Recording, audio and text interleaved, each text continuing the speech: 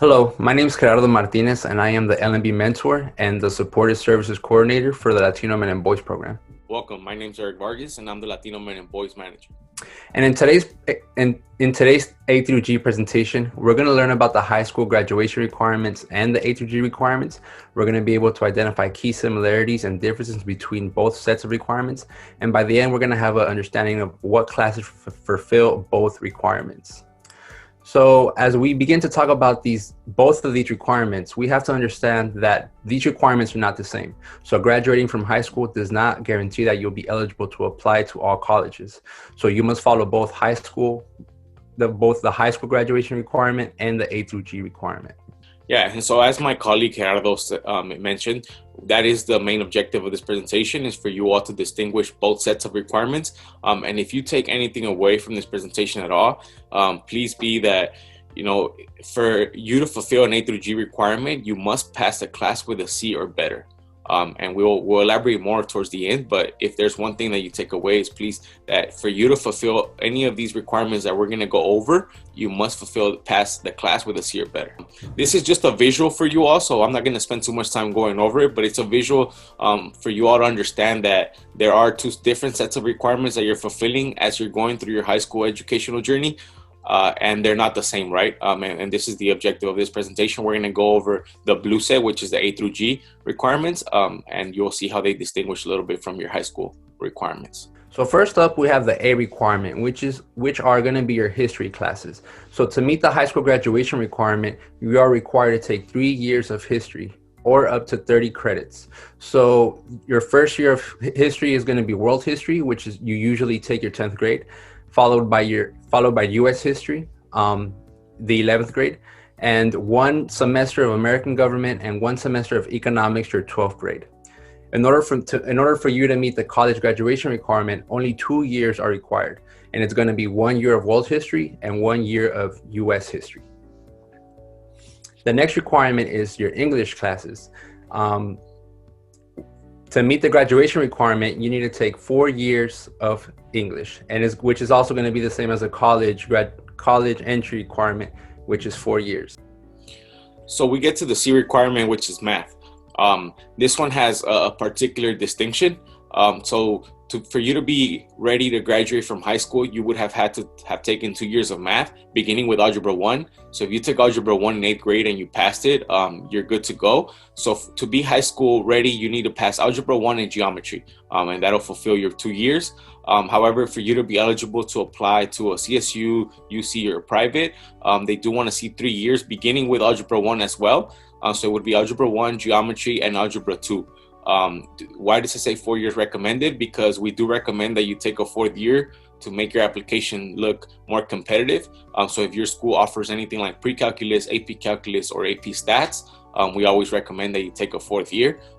So yeah, that's the little little requirement with math, is that they do want to see Algebra 1, Geometry, Algebra 2. And for lab science as well, there's a particular distinction that we're going to make. So to graduate high school, they want to see 2 years, right? That could be biology and physiology, or it could be chemistry and physics.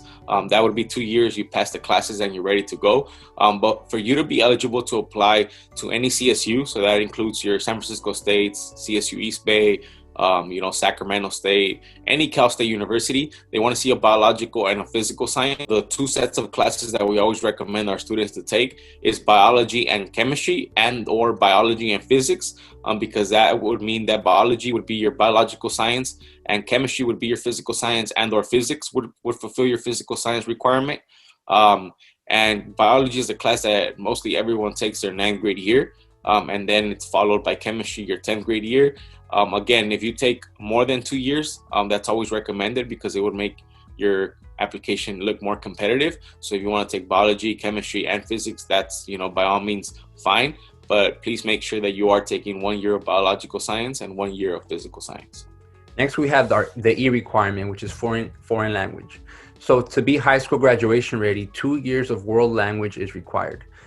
And then to be college ready, you need 2 years, and the one key distinction between the high school graduation requirement and the college entrance requirement is that for college, you must take the same language. It doesn't matter what language it is. It just has to be the same language for the 2 years that you're taking your language class. Next, we have the F requirement, which is the visual and performing arts. So in order to meet the graduation requirement, 1 year of visual and performing arts is required, which is also the same for the college entrance. So 1 year of visual performing art is required, and those classes consist of art, animation, choir, drama, and multimedia classes. So we'll get to the G elective, which is our last A through G requirement. And this is college prep elective. As you all can see here, for your high school graduation requirement, you must take 80 credits worth of electives, which amounts to 8 classes, because 1 year is worth of 10 credits. And the college requirement for college prep elective is 1 year. However, we do always recommend that you take more. Obviously, you still need to take more of these classes to graduate from high school and to be high school eligible. So taking more of these classes can also make your application look more competitive, and it could boost your GPA if you're really into classes like journalism, sociology, psychology. Our own Latino Men and Boys program offers 2 classes as of right now that fulfill the G requirement, which are Chicano Studies at 2 of the schools that we're currently serving, which are Oakland High and Skyline, and as well as our LMA program, which is offered. Fremont right now for LMA is advisory, so it wouldn't count, but if you're taking that Skyline, it is titled Chicano Studies. So that is something to keep in mind if our program interests you, and if you want to be part of it at the high school level. Depending on what school you attend, you might be able to take it for a G requirement. And again, the more of these classes that you take, the more, that your college application looks more competitive. Physical education requirement, we have this one in here because that's an example of a requirement that you do have to take for you to graduate from high school, but that is not an A through G requirement, meaning that, when you're fulfilling your college application, they will not be asking you for your physical education grades. So yeah, physical education is one of those classes that you have to take to graduate high school, but it's not going to go on your college application. And understanding the different courses, I know that, we didn't really go over what the AP acronyms meant on some of the slides that we had. But however, the AP acronym is the one that I'm going to go over more into detail because it's the one that's more common across our students. If you do take an AP course, that means that you get an extra point on your GPA. However, a clear distinction that we do want to make is that you still must pass the class with a C or better. If you do receive a D, it will not count as a C. However, if you receive a C in the AP class, it will count as a B. If you receive a B, it will count as an A. And if you get an A, instead of receiving those 4 points that you usually receive for an A, you will receive 5 points. So when you see these GPAs with 4.1s, 4.3s and above, that's how students are able to achieve those, is by taking AP classes and receiving that extra point on their GPA. So if there's a class that you feel like you're confident that you're going to pass it with a C or better and you want to challenge yourself, it will come with more work. However, the reward is that, if you do receive a B, it'll be like if you received an A, and vice versa. If you receive a C, it'll be as if you received a B. However, you do receive a fail or a D, you still will not get credit for it. So that is important to mention.